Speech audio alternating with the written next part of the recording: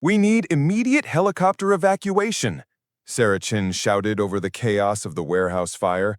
The fire chief looked at the nurse in confusion. Civilians didn't make those calls, but when she began rattling off precise coordinates, wind patterns, and landing zone requirements that only a trained pilot would know, he realized this wasn't just any nurse. She was their only hope of saving the trapped firefighter. The massive warehouse in industrial Seattle had been burning for 2 hours. What started as a routine inspection call had turned into a 5-alarm inferno when old chemical storage tanks exploded, sending toxic smoke billowing across the district. Fire trucks lined the street, their red lights cutting through the thick black smoke that blanketed everything. Sarah Chen stood beside the mobile medical unit, her navy scrubs already stained with soot and blood. As a trauma nurse from Harborview Medical Center, she'd volunteered for the emergency response team, expecting to treat minor smoke inhalation and burns. Instead, she found herself in the middle of the worst industrial fire Seattle had seen in decades. The radio crackled with desperate voices. "Mayday! Mayday! Torres is down in Sector 7. Floor collapse, heavy debris. We can't reach him." Fire Chief Raymond Burke slammed his helmet against the truck. "Damn it. That's the third man we've lost contact with today." Sarah stepped closer, her heart racing. Through the smoke, she could see the twisted wreckage where firefighter Mike Torres had fallen through the warehouse floor. The building structure was failing fast, and ground teams couldn't get close enough without risking more lives. "Chief," she said, grabbing his arm, "you need to call for air support, helicopter evacuation." Burke turned to her, exhausted and frustrated. "Ma'am, I appreciate your concern, but you need to step back. This is a fire scene, not a hospital." Sarah's jaw tightened. She'd spent 3 years rebuilding her life as a nurse, leaving her past buried. But watching Torres trapped in that inferno brought everything flooding back. The sound of rotor blades, the weight of lives in her hands, the split-second decisions that meant life or death. "Chief Burke," she said, her voice cutting through the chaos with authority that made him stop. "The smoke is creating a thermal column, wind shifting northwest at 15 knots. You have maybe 10 minutes before that building comes down completely. Ground teams can't reach him, but a helicopter can." Burke stared at her. "How do you—" "Landing zone needs to be 200 meters southeast of the building. Clear that parking lot of vehicles and personnel. You'll need ground guides with flares to mark the LZ because visibility is near zero." The fire chief hesitated, then made the call. "Dispatch, this is Burke. Requesting immediate helicopter support for personnel extraction, Sector 7. The radio crackled back. "Chief, Air Rescue 1 is available, but pilot reports smoke conditions too hazardous for safe approach." Sarah grabbed the radio from Burke's hands before he could respond. "Air Rescue 1, this is Ground Medical Team. What's your current position?" "Ground Team, we're circling at 1,000 feet, 2 miles south. Smoke layer is too thick. We can't see the building, let alone establish a safe approach vector."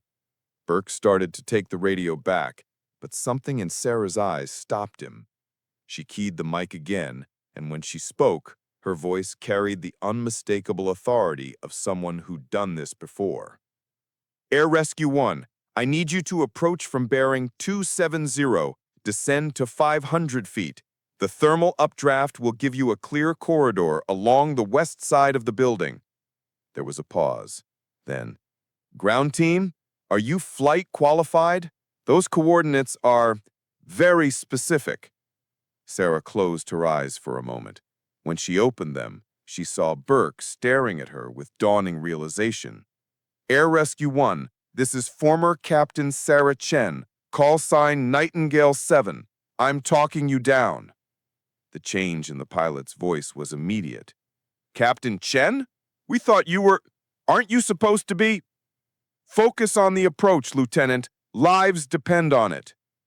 Burke grabbed her arm. "Captain? You're military?" Sarah didn't answer. She was already moving, directing ground crews to clear the makeshift landing zone. Her hands moved with practiced efficiency, setting up wind indicators and clearing debris. The confused firefighters watched as this quiet nurse transformed into someone else entirely. Nightingale 7, this is Air Rescue 1. We have visual on your LZ, but we're still getting heavy downdrafts from the fire. Sarah climbed onto the hood of a fire truck to get a better view. Through the smoke, she could see the helicopter's lights approaching, but she could also see what the pilot couldn't, power lines that had fallen across the approach path. Air Rescue 1, abort current approach. Power lines down in your flight path, 50 meters from LZ. Circle around, come in from the north. Copy, Nightingale 7. How do you have visual? Thought you were ground-based now. Sarah felt Burke's eyes on her, along with a dozen other firefighters who had gathered around. Her carefully maintained cover was dissolving with every radio call, but Torres was running out of time. Air Rescue 1, power lines cleared. You're good for approach. Medical personnel standing by for immediate casualty evacuation. The helicopter descended through the smoke like a mechanical angel, its rotors whipping the toxic air into swirling vortexes. As it touched down, Sarah was already running toward it, medical bag in hand. But she wasn't running like a nurse. She moved with the fluid coordination of someone who had done this hundreds of times, who knew exactly where every piece of equipment would be, who could operate in the chaos of a rescue zone without thinking. The helicopter's side door slid open, and she found herself face to face with Lieutenant Jake Morrison, a pilot she trained with years ago. His eyes widened in shock. "Sarah, what the hell are you doing here? Command said you were—" "Later, Jake. We have a firefighter down in Sector 7. Severe smoke inhalation, possible crush injuries, unconscious for 12 minutes. Morrison nodded, falling back into the professional rhythm they'd shared during their military service. Medical equipment's in the rear compartment. Same setup as the old days. Sarah climbed into the helicopter, her hands automatically finding the medical kit. But as she checked the equipment, she realized Burke had followed her. "Ma'am, I don't know who you really are, but I've been fighting fires for 20 years. I've never seen a civilian coordinate an air rescue like that." Sarah looked at him, then at the helicopter's interior, the same layout she'd known by heart during her 5 years as a military rescue pilot. The same radio positions, the same medical equipment she'd used to save dozens of lives in combat zones across Afghanistan and Iraq. "Chief Burke, I'm about to save one of your men. The rest can wait." Morrison lifted off, and Sarah guided him through the smoke using landmarks only a pilot would recognize. As they approached the collapsed section of the warehouse, she could see Torres through the debris, unconscious but alive. "Jake, we need to hover at 30 feet. Debris field is too unstable for landing." "Copy. Deploying rescue basket." Sarah watched as the basket lowered through the smoke. On the ground, fire crews moved to secure Torres, following the hand signal she called out through the helicopter's PA system. Every movement was coordinated with the precision of a military operation. But something was wrong. As they pulled Torres up, Sarah could see he wasn't breathing. "Jake, he's in respiratory arrest. I need to go down." Morrison looked at her in alarm. "Sarah, you're a nurse now, not a flight medic. Let ground teams handle it." "Ground teams don't have the equipment. By the time they get him to the hospital, he'll be brain dead." Without waiting for permission, Sarah clipped into a rappel harness and prepared to descend. But as she moved toward the door, she realized Chief Burke was still in the helicopter, watching everything. "Ma'am, whoever you are, whatever you used to do, That man down there has a wife and 2 kids. Sarah met his eyes. "Then I guess it's time to remember who I used to be." She rappelled down through the smoke, her movements fluid and confident. On the ground, she immediately began advanced life support procedures that went far beyond basic nursing training. Her hands worked with the precision of someone who had performed emergency medicine in combat zones, under fire, with lives hanging in the balance. As she worked, firefighters gathered around in amazement. This wasn't the quiet night shift nurse they'd met an hour ago. This was someone else entirely, someone who belonged in emergency situations, who thrived under pressure. Torres's breathing stabilized just as the rescue basket reached them. Sarah secured him with military efficiency, then signaled for extraction. As they rose through the smoke toward the helicopter, she could see Chief Burke's face in the doorway. Confusion, respect, and a dozen unasked questions. Back at ground level, as Torres was loaded into an ambulance, Burke approached Sarah. She was standing apart from the crowd, staring at the burning warehouse with an expression he couldn't read. "Captain Chen," he said softly. She turned to him, and for a moment he saw something raw in her eyes. Pain, loss, regret. "It's just Sarah, now. Has been for 3 years." 3 years since what? Sarah was quiet for a long moment. When she spoke, her voice was barely audible over the sound of sirens and radio chatter. "Since my helicopter went down in Kandahar province. Since I lost my entire crew. Since the army decided I was too unstable for flight status and medically discharged me with PTSD." Burke felt something shift in his chest. "But tonight, I remembered who I was before I forgot how to sleep without nightmares. Before I started jumping every time I heard rotor blades. Before I convinced myself I was just a nurse and not someone who used to save lives from the sky." The ambulance carrying Torres pulled away, sirens wailing. She watched it disappear into the night, then started walking toward her car. "Sarah," Burke called after her. She stopped, but didn't turn around. "That man you saved tonight? He's got 2 little girls. They're going to grow up with their dad because of what you did." Sarah's shoulders trembled slightly. "That's what we did, Chief. All of us." "No," Burke said firmly. "That's what you did. With skills most people don't even know exist. With knowledge that saved a life when everyone else had given up." Sarah finally turned around. Tears had cut clean tracks through the soot on her face. "You want to know the truth, Chief? For 3 years I've been hiding from who I used to be. I thought if I became someone different, someone quiet, someone safe, the nightmares would stop." But tonight, when I heard Torres was trapped, she gestured toward the warehouse, now mostly extinguished but still smoking. "Tonight, I realized I wasn't hiding from my past. I was hiding from myself." Chief Burke walked over to her. "And now?" Sarah looked up at the sky, where stars were becoming visible through the clearing smoke. Somewhere in the distance, she could hear the faint sound of helicopter rotors, probably medical transport taking Torres to the hospital. For the first time in 3 years, the sound didn't make her flinch. "Now I think it's time to stop hiding," she said. The next morning, Sarah Chen walked into the administrative offices of Seattle Fire Department. She wore civilian clothes, but she carried herself differently than she had the night before. There was purpose in her stride, confidence in her posture. Chief Burke was waiting for her, along with Captain Lisa Rodriguez from the department's Air Operations Unit. "Sarah," Burke said, standing as she entered, "I want you to meet Captain Rodriguez. She runs our emergency medical services." Rodriguez extended her hand.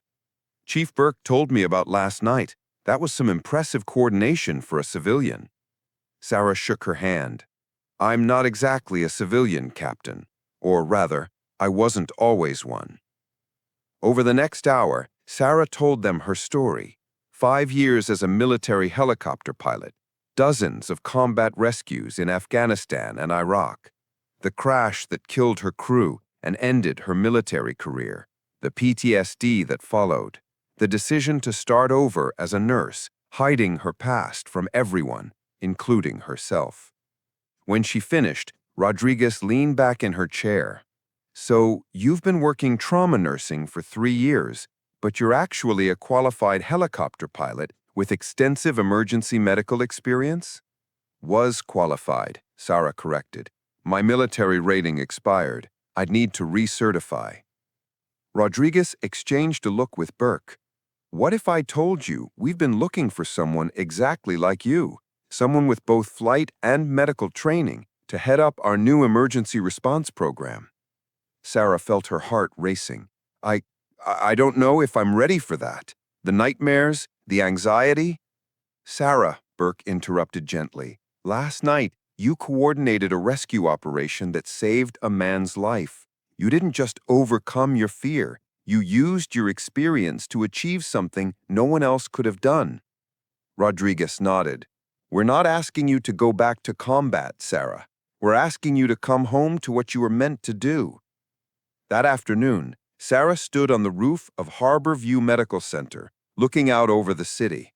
Below her, life continued its normal rhythm. Traffic, construction, people going about their daily routines unaware of the dramas playing out around them. Her phone buzzed. A text from Lieutenant Morrison, the helicopter pilot from the night before. Heard through the grapevine you might be coming back to flight status? The unit's not the same without pilots like you. Another message, this one from Torres' wife. The doctors say Mike is going to make a full recovery. I don't know who you are, but my children still have their father because of you. Thank you. Sarah closed her eyes and listened to the sounds of the city. Somewhere in the distance she could hear sirens, an ambulance probably, racing to save someone's life. And for the first time in 3 years, that sound didn't fill her with dread. It filled her with purpose. 2 weeks after the warehouse fire, Sarah Chen sat in a small coffee shop near the hospital, staring at the newspaper headline, "Mystery Nurse Saves Firefighter with Military Precision." The article speculated about her identity, calling her the Angel in Scrubs and Seattle's hidden hero. She folded the paper and sipped her coffee, trying to process how dramatically her life had changed in a single night.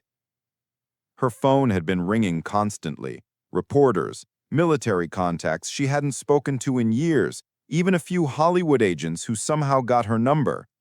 But the call that mattered most came from Mike Torres. Sarah? His voice was still hoarse from smoke inhalation, but stronger than she'd expected. Sarah, how are you feeling? Like I got hit by a building, which technically I did, but the doctors say I'm going to make a full recovery, thanks to you. Sarah felt tears threatening. You don't need to thank me. Any nurse would have— No, Torres interrupted firmly. Any nurse wouldn't have coordinated a helicopter rescue like that. Any nurse wouldn't have known wind patterns and approach vectors. Chief Burke told me who you really are. There was a pause. Sarah wondered how much Burke had actually revealed. Listen, Torres continued, I want you to meet my family, my wife Maria, my daughters Sophia and Elena. They want to thank the woman who brought their daddy home. That evening, Sarah found herself in a suburban backyard surrounded by the warm chaos of a family barbecue. Torres was still moving slowly, his left arm in a sling, but he was alive, laughing with his daughters as they showed her their drawings of helicopters and the lady who saved Daddy. Maria Torres was a kindergarten teacher with knowing eyes and a warm smile. As they sat on the porch while the girls played, she studied Sarah carefully. Maria told me about that night, she said. He said you saved his life, but you look like it cost you something to do it. Sarah watched Sophia and Elena chasing fireflies in the gathering dusk. It did cost me something, but not in the way you might think. What do you mean? Sarah was quiet for a long moment. For 3 years, I've been living half a life, pretending to be someone I'm not, hiding from who I really am. That night, when I heard Mike was trapped, I couldn't hide anymore. Maria nodded slowly. And now? Now I have to decide if I'm brave enough to stop pretending. The next morning, Sarah walked into Chief Burke's office with a manila folder in her hands. Inside were documents she'd never thought she'd need again: her military flight records, medical certifications, and a letter of recommendation from Colonel James Harrison, her former commanding officer in Afghanistan. I've been thinking about what you said, she told Burke, about coming back to what I was meant to do. Burke set down his coffee and leaned forward. And? I want to know more about your emergency medical helicopter program, but I have conditions. I'm listening. Sarah opened the folder and spread the documents on his desk. First, I need to be completely honest about my medical discharge. I have PTSD. I have good days and bad days. Some mornings, I wake up thinking I'm still in Kandahar. Burke nodded. We have support systems for that. Counseling, peer support groups. Second, I don't want to be anyone's poster child or inspiration story. I just want to do the job. Understood. Third, I need to start slow, part-time with a senior pilot mentor until I'm sure I can handle it. Burke smiled. Sarah, what you did 2 weeks ago wasn't the work of someone who needs to start slow. But if that's what makes you comfortable, we can arrange it. Over the next 2 months, Sarah began the process of recertification. She spent mornings in flight simulators, relearning civilian helicopter protocols. Afternoons were for medical training, updating her trauma care skills for civilian emergency medicine. The hardest part wasn't the technical training, it was confronting the reasons she'd stopped flying in the first place. During one particularly difficult simulator session, she found herself frozen at the controls as the training scenario involved a helicopter crash. The instructor, a former military pilot named Captain James Wong, shut down the simulation. Talk to me, Sarah. What just happened? Sarah's hands were shaking. The scenario was too close to Kandahar. My crew, Wong sat down beside her. I read your file. You lost 4 people that day. Sarah nodded, unable to speak. You know what else I read? You stayed conscious for 3 hours after the crash, treating your crew's injuries until rescue arrived. You saved 2 lives that day, even though you couldn't save them all. It doesn't feel that way. Survivor's guilt is a hell of a thing, Wong said gently. But here's what I know about you, Sarah Chen. You're not someone who runs from responsibility. You're someone who carries it, even when it's too heavy. That's what makes you a pilot worth flying with. 3 weeks later, Sarah stood on the hospital roof at dawn, waiting for her first training flight with the Seattle Fire Department's Air Rescue Unit. Captain Rodriguez approached, carrying 2 flight helmets. Nervous? Rodriguez asked. Terrified, Sarah admitted. Good. Fear keeps you sharp. It's when you stop being afraid that you get careless. They climbed into the helicopter, and Sarah felt her hands find the controls with muscle memory that 3 years hadn't erased. As they lifted off, Seattle spread out below them in the early morning light, a city she'd come to love during her time as a nurse, now seen from a perspective that felt like coming home. Air Rescue 7, we have a training scenario for you. Simulated mountain rescue, Snoqualmie Pass. Copy dispatch, Rodriguez responded. Air Rescue 7 en route. As they flew toward the mountains, Sarah felt something shift inside her. The familiar weight of responsibility, yes, but also something she'd almost forgotten. Joy. Pure, uncomplicated joy at being in the air, at having skills that could make a difference, at being exactly where she belonged. The training scenario went perfectly. Sarah's coordination was flawless, her medical assessments precise, her communication with ground teams professional and clear. When they returned to base, Rodriguez was quiet for a long moment. Sarah, I've been flying emergency medical for 15 years. I've seen a lot of good pilots, and I've seen some great ones. What I saw today was exceptional. 2 months later, Sarah received her civilian pilot certification and emergency medical authorization. Chief Burke called her into his office for what she expected to be a routine briefing. Instead, she found Captain Rodriguez, Lieutenant Morrison from the military helicopter unit, and a woman she didn't recognize. Tall, professional, wearing a business suit with subtle military bearing. Sarah, I'd like you to meet Dr. Jennifer Walsh. She's from the Department of Veterans Affairs, and she has a proposition for you. Dr. Walsh extended her hand. Captain Chen, I've been following your story. Your transition from military pilot to civilian nurse to emergency medical helicopter pilot is remarkable. Sarah shook her hand cautiously. Thank you, but I'm not sure why that interests the VA. Because you represent something we desperately need, a success story. A veteran who found her way back from PTSD, who reclaimed her skills and her purpose. We'd like you to help other veterans do the same. She opened a briefcase and pulled out a thick folder. We're launching a new program, Veterans in Emergency Services. It's designed to help former military personnel transition their skills into civilian emergency response careers. We need someone to head the program, someone who's walked the path. Sarah looked at the folder, then at the faces around her. You want me to leave flying again? No, Dr. Walsh said quickly. We want you to keep flying, but also mentor other veterans who are struggling with the same transition you made. Part-time program development, part-time active duty. You'd be helping veterans find their way back to purpose.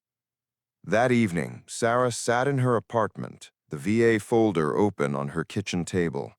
Inside were profiles of dozens of veterans, pilots, medics, engineers, communications specialists, all struggling to find meaning in civilian life, all carrying the invisible wounds of service. She thought about her own journey, the crash, the nightmares, the years of hiding, the night that changed everything. She thought about Torres's daughters drawing pictures of helicopters. She thought about all the people who might still be alive because she'd remembered who she was. Her phone rang. It was Maria Torres. Sarah, I hope I'm not calling too late. Not at all. How's Mike? He's good, back on limited duty next week. But that's not why I'm calling. Maria paused. Sophia's school is doing a career day next month. She wants to know if you'd come talk about being helicopter pilot. Sarah smiled. I'd love to. She's been telling everyone about the night you saved her daddy. She says when she grows up, she wants to help people like you do. After hanging up, Sarah looked again at the VA folder. Inside was a photo of a young veteran, a former Army medic named Marcus Johnson. His file said he'd been struggling with PTSD and unemployment for 2 years, unable to find work that felt meaningful after his military service. Sarah picked up her phone and dialed Dr. Walsh's number. Dr. Walsh, it's Sarah Chen. I've been thinking about your offer. And? I'm interested, but I have one condition. What's that? I want to start with the medics and the pilots, the ones who saved lives in combat and can't figure out how to do it in civilian life. They're not broken, they just need to remember who they are. 6 months later, Captain Sarah Chen stood in front of a room full of veterans at the VA Medical Center. Some were in wheelchairs, others walked with canes, all carried invisible wounds. But they also carried skills, experience, and the deep need to serve that never really leaves a soldier. My name is Sarah Chen. 3 years ago, I was working as a night shift nurse, hiding from my past and pretending to be someone I wasn't. I thought my military service was over, that my skills were useless in the civilian world. She clicked to the first slide, a photo of the warehouse fire, showing the helicopter rescue operation. 2 weeks ago, I coordinated my 50th civilian rescue operation. I've helped place 43 veterans in emergency services careers. And I've learned something important. We don't stop being who we are just because we take off the uniform. A hand raised in the back. A young woman, early 20s, missing her left leg below the knee. Ma'am, I was a combat medic in Iraq. I've been told my medical training isn't valid for civilian EMT work because I don't have the right certifications. Sarah smiled. What's your name? Sergeant Lisa Park, ma'am. Well, Lisa, next week I'm starting a new certification program for former military medics. Interested? Park's face lit up. Yes, ma'am. Sarah looked around the room at faces that had seen too much, carried too much, but still wanted to serve. Here's what I want you to remember. Your skills matter. Your experience matters. You matter. And there are people out there right now who need exactly what you have to offer. That afternoon, Sarah climbed into Air Rescue 7 for her regular shift. But before she started the engine, she pulled out her phone and looked at a text from Torres. Sophia's drawing of you is hanging in the fire station. She wrote, "My hero who helped me keep my daddy," at the bottom. Sarah smiled and started the engine. As the helicopter lifted off, she thought about the journey that had brought her here. From the crash in Kandahar to the warehouse fire in Seattle. From hiding behind a nurse's uniform to wearing pilot wings again. Her radio crackled. Air Rescue 7, we have a multi-vehicle accident on Highway 101. Multiple casualties requesting immediate medical helicopter support. Air Rescue 7 responding, ETA 12 minutes. As she banked the helicopter toward the emergency, she felt the familiar rush of purpose, the knowledge that her skills, her experience, her journey through darkness and back to light all led to this moment, racing through the sky towards someone who needed saving. She was no longer hiding from who she was. She was exactly who she was meant to be. In the distance, she could see the accident scene, flashing lights, emergency vehicles, the organized chaos of first responders doing what they did best. And in a few minutes, she would be part of that, using skills learned in war to save lives in peace, proving once again that sometimes the longest journey is the one that brings you home to yourself. The helicopter cut through the afternoon sky, carrying Captain Sarah Chen toward another chance to make a difference, another opportunity to prove that healing and helping others was the best way to heal yourself. She was Nightingale 7 again, and she was exactly where she belonged.